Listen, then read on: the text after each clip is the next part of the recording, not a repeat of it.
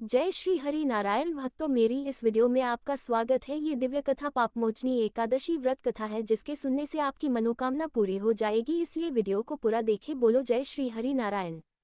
पापमोचनी एकादशी व्रत कथा। एक समय युधिष्ठिर ने पूछा, हे यदुनंदन, अब आप चैत्र मास की कृष्ण पक्ष की एकादशी का नाम तथा उस व्रत को करने की विधि क्या है, ये सब कथा महात्म्य सहित वर्णन कीजिए।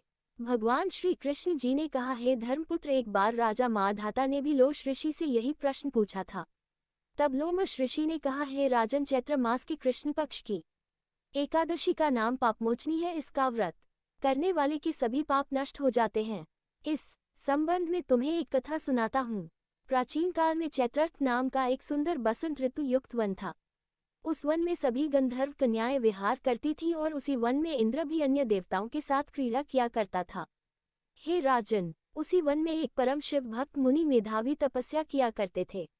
एक बार एक मंजुघोषा नाम की अप्सरा मुनि को मोहित करने लिए मधुर स्वर से गाना गाने लगी। उस समय अमन अनंग भी शिव भक्त मेधावी मुनि पर विजय प्राप्त करने के लिए प्रयत्नशील थे। तब कामदेव ने मंजुघोषा अप्सरा के भू को धनुष बनाकर कटाक्ष की प्रत्यंचा चढ़ा, उसके नेत्रों को सकेत बना और कुचों को कुरी बना, मंजुघोषा को सेनानायक बनाकर मुनि के ऊपर प्रहार किया। उस समय वह मेधावी मुनि हृष्टपुष्ट तथा युवा थे और कामदेव के समान सुंदर प्रतीत होते थे। कामदेव के वश में होने वाली मंजुघोषा अप्सरा ने मधुर वाणी से धीरे धीरे वाणी पर गाना शुरू किया। वह मुनि भी उसके सौंदर्य एवं गायन पर मुग्ध हो गए। तब मंजुघोषा ने मुनि को कामदेव से पीड़ित और अपने ऊपर आसक्त जानकर जिस प्रकार लता वृक्ष से आलिंगन करती है, उसी प्रकार वह अप्सरा भी उस मेधावी मुनि से आलिंगन करने लगी। मेधावी मुनि भी काम के वशीभूत होकर उस अप्सरा के साथ बहुत काल तक भोग करते रहे। एक दिन मेधावी मुनि से मंजुघोषा ने कहा, हे नाथ, अब मुझे बहुत समय यहाँ रहते रहते व्यतीत हो गया है, अतः अब आप मुझे स्वर्ग जाने की आज्ञा दीजिए। अप्सरा के ऐसे वचन सुनकर मुनि ने कहा, सुंदरी, तुम अभी और आज इसी संध्या को तो आए हो, अतः कुछ समय तक मेरे पास और ठहरो, प्रातः होते ही चली जाना। मुनि के आग्रह करने पर अप्सरा ठहर गई और कुछ काल वहीं रहकर भोग विलास किया। एक दिन फिर उस अप्सरा ने मुनि से स्वर्ग जाने की आज्ञा मांगी। मेधावी मुनि ने कहा, हे देवी, अभी तो कुछ भी समय नहीं हुआ है, अतः अभी कुछ देर के लिए और ठहर जाओ। अप्सरा ने कहा, हे मुनि, आपकी रात्रि का तो अंत होता नहीं दिखाई देता है, मुझे यहाँ आए बहुत समय बीत गया है। मंजुघोषा के ऐसे वचन सुनकर मुनि को आत्मज्ञान प्राप्त हुआ और उन्होंने जब भोग विलास करने के समय का विचार किया तो 57 वर्ष 7 माह 3 दिन व्यतीत हो चुके थे। ये सोचकर मुनि उस अप्सरा को काल रूप समझने लगे। तब तो वह अपनी सारी तपस्या नष्ट हुई जानकर इस अप्सरा की ओर क्रोधित हो देखने लगे और उनके होठ कांपने लगे और समस्त इंद्रियां थरथराने लगी। उन्होंने उसी समय उस अप्सरा को श्राप दिया, दुष्ट, तू पिशाचिनी हो जा, तू महापापिनी और दुराचारिणी है, तुझे धिक्कार है। मुनि के श्राप से वह अप्सरा पिशाचिनी बन गई।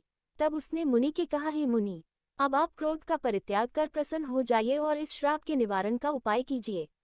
इतनी बात सुनकर मुनि ने शांत भाव से कहा, अरे दुष्ट, तूने मेरा सारा तप नष्ट किया है, परंतु फिर भी मैं तुझे इस श्राप से मुक्ति पाने का उपाय बताता हूँ।